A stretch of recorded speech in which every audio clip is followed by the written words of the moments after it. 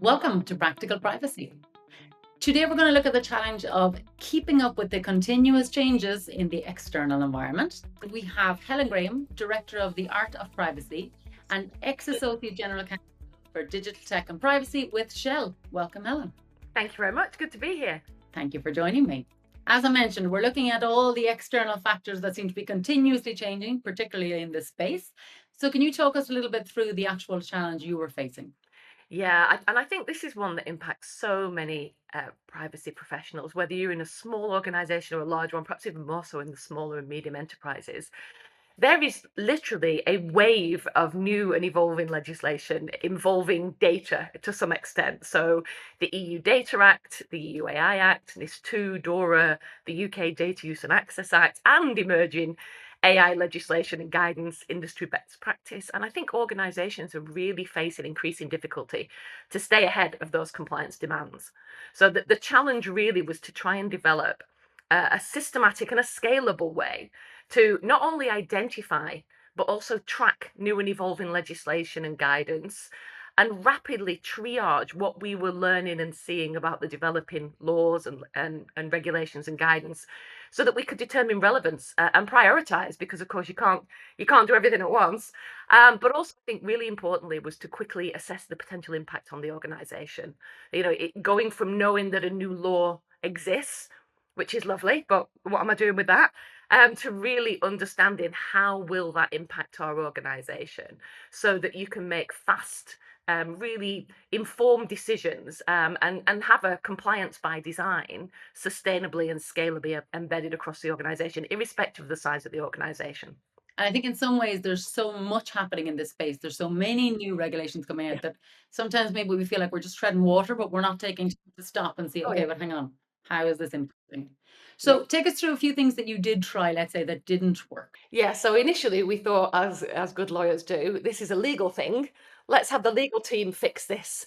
And I think, in more mature areas of law, you can probably do that quite easily. If there's only a couple of new laws or amended laws in jurisdictions every few months, then you probably can have a legal-led approach to this. So we tried that because we like to fix things.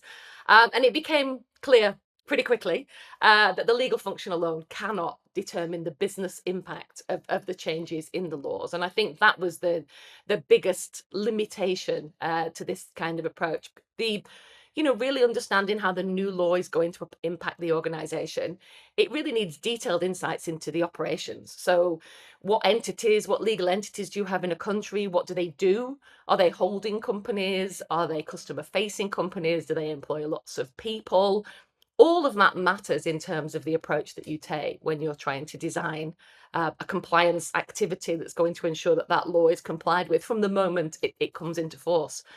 And I think there's also a risk prioritization, to the scale and the exposure of the business. It's not just about knowing the laws come in. It's not just about the detail on the types of operations that business is conducting in those countries. It's also about the level of risk profile that the business or organization might wish to have in that country for that particular business. So it became pretty clear that we needed more than just the legal team. Input from the operations teams, from our technology teams, really helping us translate not just the legal requirements into how does this impact us, but what actions need to be taken and how we're going to do those actions. It's one thing to be able to read the law and say, we need to do stuff, but you also need to assign people to do that stuff and then ensure that that's done. And I think it's something we talk about again and again across privacy in general is you can't work in a silo. You do need the rest of the organization involved, but it's not always easy to achieve. So how No. did you guys go about it? How did you manage to turn this into a success? So I think by doing it wrong, Orla, honestly, we Way to got it learn. wrong. It's a good learning.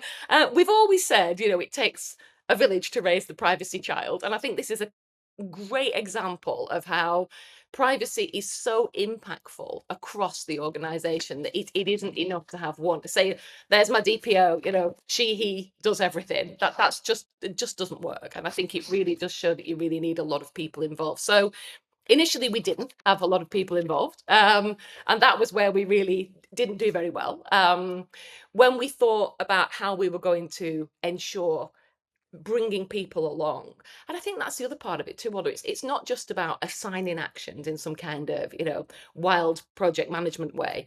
It's also about people believing that the actions they've been assigned will achieve the outcome that you're all working towards. So it's also about discussing with our local legal teams, our country managers, government relations, corporate Yes. relations folks, our IT teams. So initially we thought we would fix it for them. That would be our job as lawyers.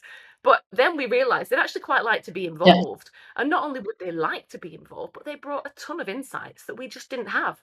So the local lawyers, for example, would be able to say what local enforcement was like. They'd also be able to say what kind of market we were in, whether there were any plans um, to sell off the business or to increase the business. All of that matters when you're rolling out these kind of plans. And our IT teams were invaluable because a lot of the times the controls that needed to be implemented to comply with some of these legal requirements may already be in place for other requirements, other legislation, cyber laws, or just general internal policy. So it really helped to understand if there were controls that we could leverage or extend to meet the new obligations, which would reduce duplication and it would really accelerate our path to compliance.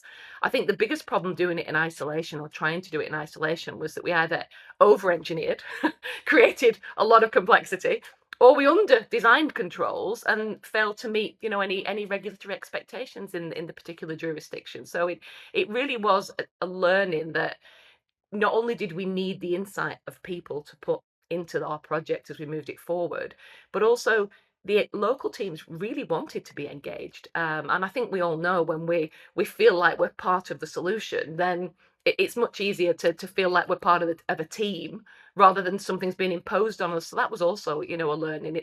It's not just about putting in place a load of controls. It's also about the culture of the organization and people really wanting to buy into ensuring that their part of the organization is Yeah. compliant. And I think that's a key. It's not about assigning Yeah. tasks so everyone is doing something. It's No. them genuinely feeling part of the team so they can bring their Yeah. insights. Because you said they've got a lot of experience in areas you don't. So take advantage of that. Like, Yeah, and I think it was, it really also showed us that this kind of this it needs to be project managed, right? I think the assigning of tasks it can't be as blunt as that, but it's also there. I think particularly for some of the larger jurisdictions like China and India, where the laws were really quite complex technically, complex organizationally, and also where organizations may have a large footprint themselves. So you may be dealing with new complex legislation in a country where you've got a lot of people or a lot of IT activity. So I think for those, we really did need a proper project yes. manager. And I think sometimes lawyers think they are project managers and we're not. So I think that was really important. So we'd have an assigned program or project manager on that particular space. Then you'd have local legal, IT folks, country business people, and you'd also have someone from our global data privacy team. And that really helped. I don't know if projectizing is even a word, but that's what you have to do, I think, sometimes. And it doesn't have to be on a huge scale. These can be half-hour monthly meetings just to check that the actions have been assigned and are being progressed. And I think that's the important thing, moving towards that deadline. So instead of a new law coming in or us learning about it in a month and everyone throwing their hands up and saying, oh, crikey, how are we going to do this? It was also about that being able to have a bit of time to pull together those types of teams. Because when you're horizon scanning, and we know, laws can sometimes go on and off the books 10 times and change and be amended. GDPR is our favorite animal of that particular type, I think. But it also gives organizations time, I think, if you've got the opportunity to scan ahead, because then you kind of know who you're going to need to help you, get things over the line and be ready on the date that that law comes into force to actually say that you're compliant with the law. Exactly. So hindsight, you've done it all. Hmm, If you could go back and do it again, is there anything you would do differently? everything. Good.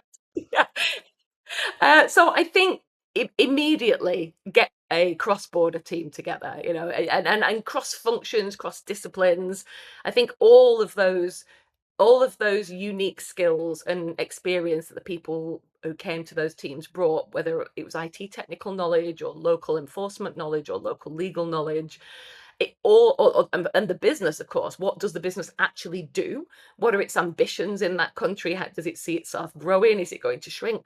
All of that, I think, that really accelerated would have and does now accelerate our understanding, and really improve the quality of the actions we're going to take. It would have been so much more efficient and effective. And I think it would bring people on the journey with us too. People felt like they were part of something, they were achieving something, and everybody felt bought into that Yeah, process. 100%. So if you could offer Yeah. one piece of advice, either in relation to this or Mm. completely different, to your peers, what would it be?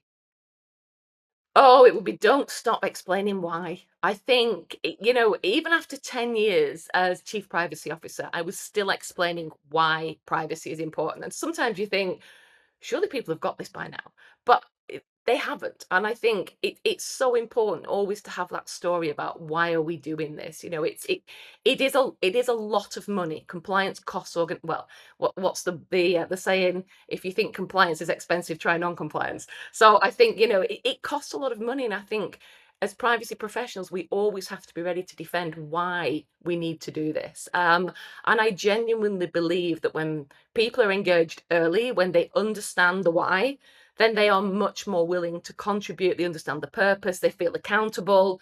The quality of your outcomes is significantly improved. And I think also the team purpose it's really embedded across those teams. People felt like they're all pulling in the same direction. But I think, yeah, that explanation, even though it takes some time, I think that is probably the most critical thing that I learnt from that exercise. Amazing. Thank you very much. Thank you for your time and for your wisdom. Really appreciate it. Thank you, Orla. Lovely to be here. So that's it for today. So if you enjoyed this conversation, be sure to subscribe and share. Until next time.